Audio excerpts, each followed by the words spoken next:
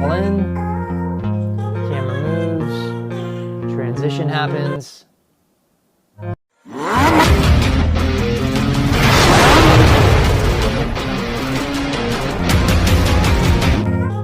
This is what the whole shot looks like, doing that kind of choreography, picking it up, setting the tripod down, swirling the tennis ball. Then I have another glass just outside of the camera reach where I try to swap it out, move everything just the same.